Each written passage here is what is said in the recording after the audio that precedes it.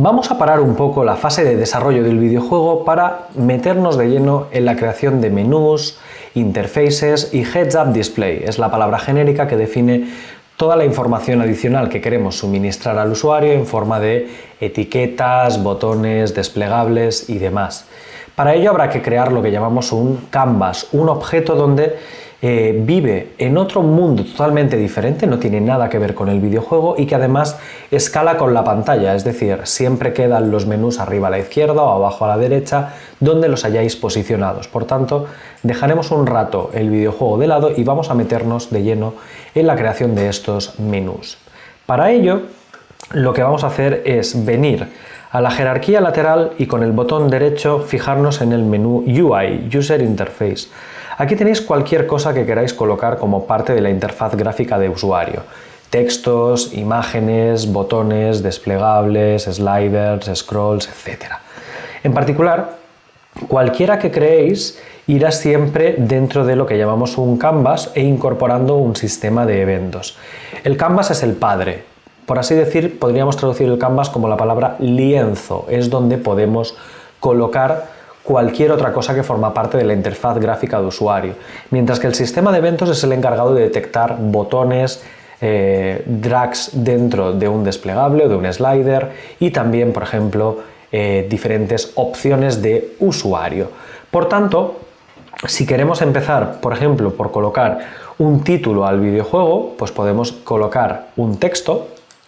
Fijaros que han aparecido unas líneas de color blanco y que si hago doble clic en Canvas, es un canvas muy grande, además es terriblemente grande en comparación con el escenario. Esto es porque vive en un lugar totalmente diferente. No quiero ni que tengan nada que ver con la escena. Es muy cómodo trabajar el canvas de forma muy separada de lo que es el videojuego, porque al final uno no incurre en el problema de pensar el canvas dentro del juego. El juego va a ir cambiando, va a ir mutando, puede haber un escenario más grande, más pequeño, entrar dentro de una cueva, pueden ocurrir muchas cosas, mientras que la interfaz gráfica permanecerá totalmente inmutable. Por esto, cuando configuréis, tenéis que ir con cuidado, porque siempre estará en un lugar totalmente diferente. Tenéis el texto, fijaros que no se me ha colocado precisamente en el mejor lugar del mundo, porque me ha salido de la escena, pero siempre podéis resetear para que vuelva al centro. En particular os daréis cuenta que los objetos en un canvas se colocan de forma diferente. Fijaros que han aparecido estos cuadraditos que de hecho sirven para posicionar de forma relativa al canvas. Normalmente la forma más sencilla de posicionar los objetos de una interfaz gráfica de usuario es utilizando el cuadradito que os estoy marcando, el Rect Transform. Si clicáis sobre él, veréis que podéis alinear cualquier objeto de interfaz gráfica arriba a la izquierda, arriba centrado, arriba a la derecha, en el centro, en medio, abajo y demás. Además, si clicáis veréis que el objeto apenas se mueve porque lo que estáis haciendo es indicar la posición respecto de la cual estáis midiendo. Fijaros que cuando el objeto está en el centro, sus coordenadas quedan como 0, 0 o 1, 0. Si medís respecto a la zona superior, fijaros que la X os queda colocada en 1, mientras que la posición os queda en menos 158, porque está por debajo de esa ancla. Ancla es el nombre que recibe precisamente el punto respecto al cual medimos las coordenadas en un canvas.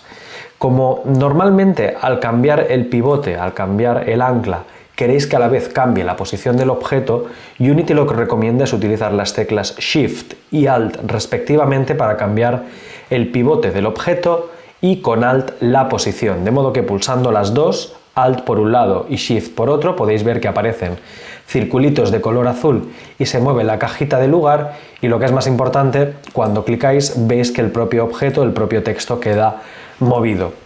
Ya sé que no lo podéis ver muy bien porque he dejado el texto de color negro, dejadme colocarlo de color blanco, simplemente haciendo scroll hacia abajo. Fijaros que podéis modificar el color sin ningún problema, podemos colocar el texto de color blanco, ahí tenéis.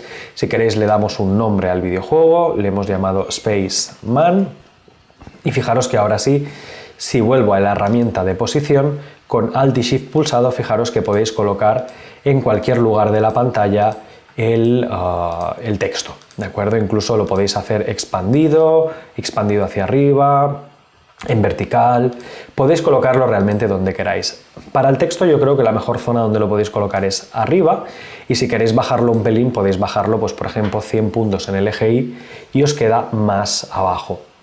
También fijaros que podéis cambiar la fuente, el estilo de la fuente, el tamaño.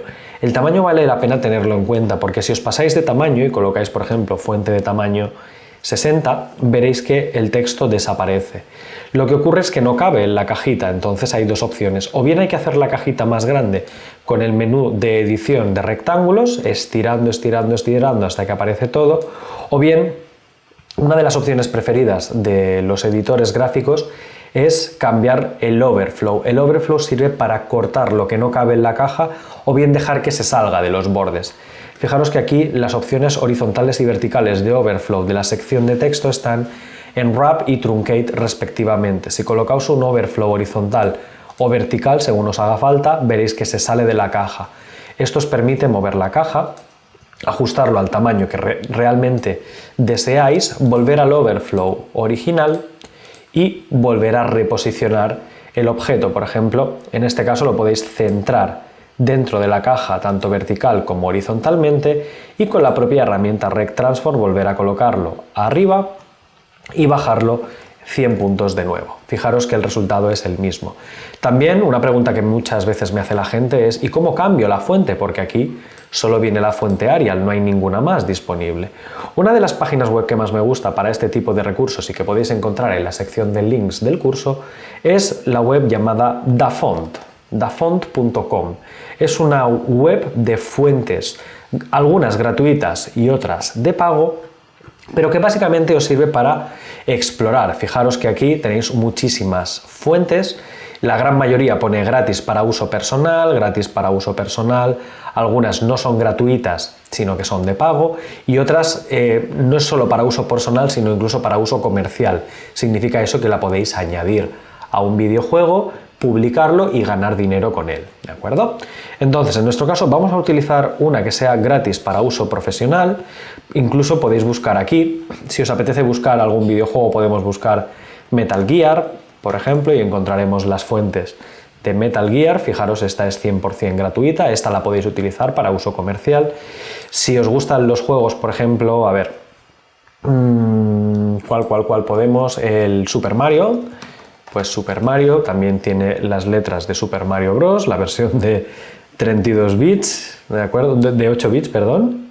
Y sin ningún problema podéis ir jugando con todas estas, ¿de acuerdo? Entonces, vamos a quedarnos con esta es muy divertida, es gratuita, por tanto la podéis utilizar para uso comercial sin ningún problema. La descargamos y nada más descargaros, fijaréis que se descarga un archivo TTF. ¿Qué significa TTF? Text Type Font, es un tipo de fuente. Además la podemos traer aquí y dentro de la carpeta de fuentes, que ya la habíamos dejado reservada para los inicios, podemos colocar este archivo que nos acabamos de descargar, este TTF. Lo soltamos aquí dentro, perfecto, y para que el cambio se vea en tiempo real, seleccionamos el texto de Spaceman y cambiamos, en lugar de utilizar una fuente Arial, arrastramos la letra de Super Mario para ver el resultado final.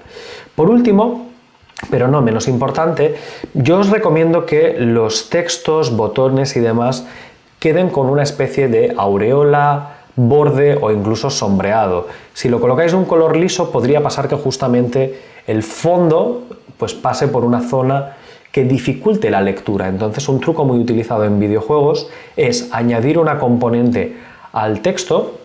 Fijaros que tenéis una sección UI donde podéis acceder a muchísimos elementos y sobre todo efectos visuales. En la sección de efectos podéis colocar un outline, es decir, un borde alrededor de todo lo que es la fuente, lo observáis aquí de color negro, y también podéis colocar, bastante útil, dentro de la sección UI Effects, una sombra, un shadow, de modo que el juego gana muchísimo en visualización. Colocamos el texto arriba para que veáis y el resultado es este, ¿de acuerdo? Fijaros que tenéis el texto, tenéis las sombras, tenéis todo lo que necesitáis.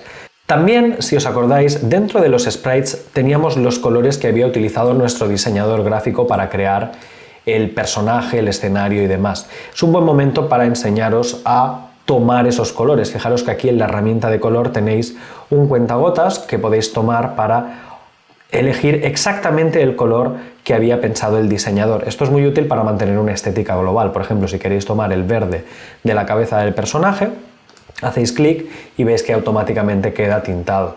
Esto nos gusta mucho a los que nos dedicamos a videojuegos porque evitamos tener grandes conjuntos de colores repartidos por el escenario y conservamos una estética, de modo que pues algo de este estilo conserva más la unicidad de diseño que no ir eligiendo colores porque sí. El contenido que acabamos de ver forma parte del curso de C# con Unity de Platzi. Si te quieres apuntar, te recomiendo que hagas clic aquí. Si quieres ver otro vídeo como este, también puedes hacer clic aquí. Y no dejes de suscribirte haciendo clic aquí abajo. Nos vemos en el curso.